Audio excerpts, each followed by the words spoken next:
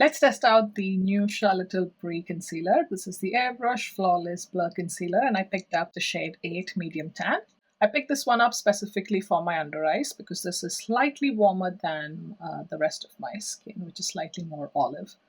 So let's give this a go.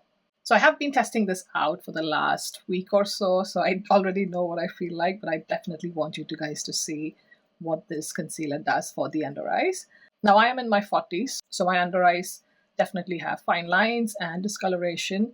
So I'm looking for a concealer that can cover the issues without looking too heavy on my under eyes. And secondly, something that stays put throughout the day without going into my fine lines and also not looking crusty and dry at the end of the day. So these are all the traits that I'm looking for in a concealer. So let's see if the new Charlotte Tilbury one is up to the mark. This is what the packaging looks like. Truly beautiful packaging. And on the other side, it's quite a big wand. See that? So I like to get some product either on the back of my hand or on my palette. So that's what I'm going to do, get some on the back of a palette. And with this concealer, a little bit goes a very long way, so use it sparingly. Now I've prepped my under eyes with a very lightweight under eye cream. That's something I've realized I needed in my 40s. So that's just it under my eyes, nothing else, no corrective. So I'm going in with my Kitco brush number 1.28, my flat blender. So I'm just going to pick up a very small amount of the concealer. You can see I've hardly used any. And I'm going to apply this first to the inner corners of my eye where I have the most discoloration.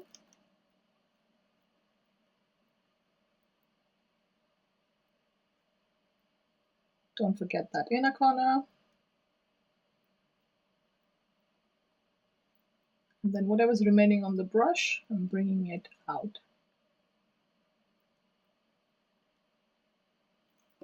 Going to grab some more product.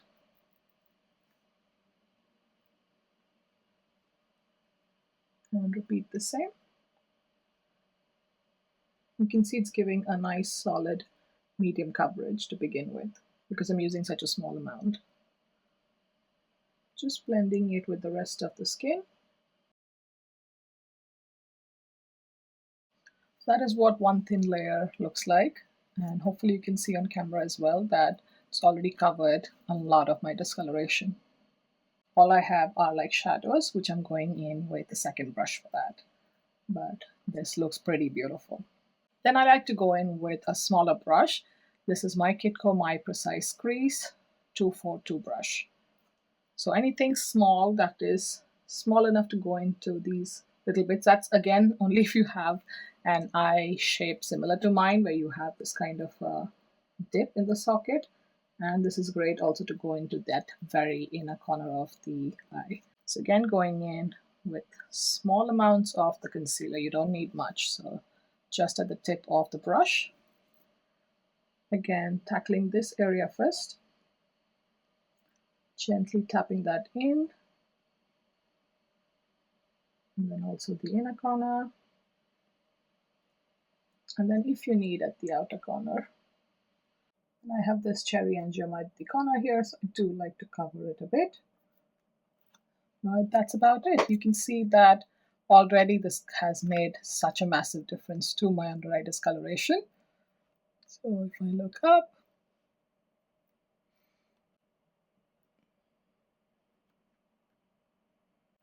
and with this concealer I realized that I've tried it with powdering, without powdering. What works best for my under eyes is to not powder, just let it sit like this and it stays put the entire day. What I would recommend is towards the end of your makeup, once you've done everything else, go back and see if you have applied too much concealer, because if by accident I do tend to put too much, then you can get a little bit of line just in that crease or your deepest creases. So what I do is take a little cotton bud like this one. This is from Muji, I believe, and just run it to remove the excess from that particular crease, and it's back to looking perfect. So overall, I absolutely love this new concealer. Huge thumbs up from me. Well done, Team Charlotte Tilbury. This is one of the few concealers I can honestly wear without setting it with powder, and it stays looking like this even at the end of the day. And this is with both the under eyes done.